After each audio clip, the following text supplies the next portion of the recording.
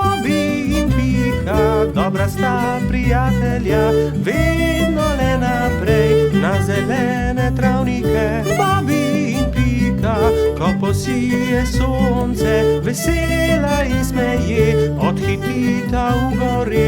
Bobby in Pika, dobra sta prijatelja. Sneženi mož.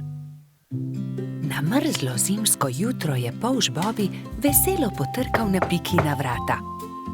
Pridi se sankat z mano. Pika si je hitro oblekla svoj zimski plašč, svojo kapo, šal in rokavice in pripravljena sta bila za sankanje. Pika Polonica se je usedla na sanke in mali polž jih je močno povlekel. Kmalu je nehalo snežiti. Bobby in Pika sta uživala v zimskem soncu. Sankala sta se po majhnih hribčkih in strmih pobočjih.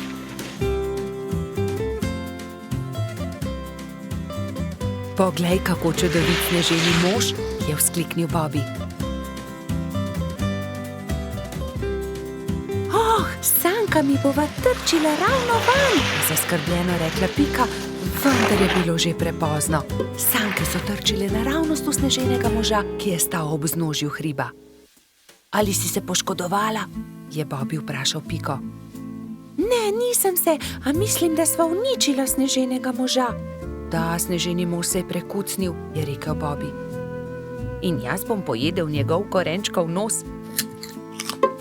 Pojdiva se kepat, uporabiva lahko snežakovo telo, je predlagala Pika.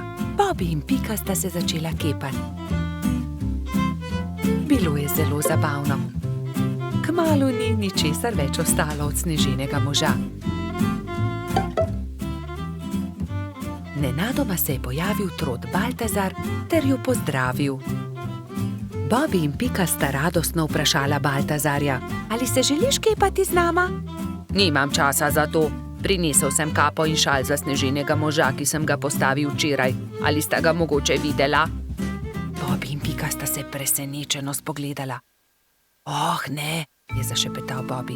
Baltazar išče sneženega moža, ki sva ga zadela. Nista si mu upala povedati, da sta prekucnila njegovega sneženega moža. Ne, nisva videla nobenega sneženega moža. Mali trud se je zasmilil Bobbyju in Piki. Ne bodi tako žalosten, je končno rekel Bobby. Postavimo novega sneženega moža. V redu, je zahlipal Baltazar. Največjo kroglo je naredila Pika. Šla je na dno.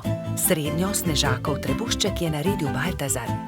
Bobby je naredil najmanjšo, ki je predstavljala snežakovo glavo. Pika je dvignila Bobbyja in ta je postavil glavo na vrh.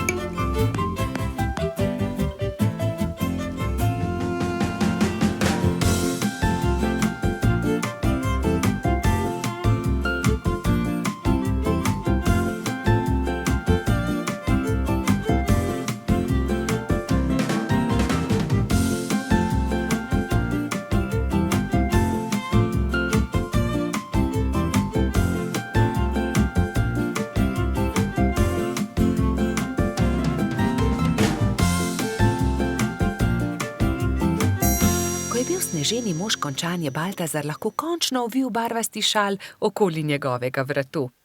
Bobby je visoko skočil ter postavil rdeč klobuk na snežakovo glavo.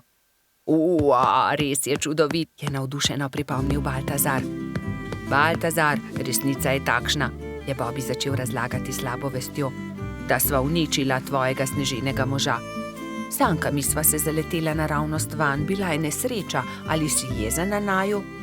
Kaj, vidva sta bila, je bil presenečen Baltazar, a je nato kmalu odpustil svojima prijateljema. Ta sneženi mož je videti precej bolje kot prejšnji, je razglasil. Pridite, sankajmo se po hribu skupaj.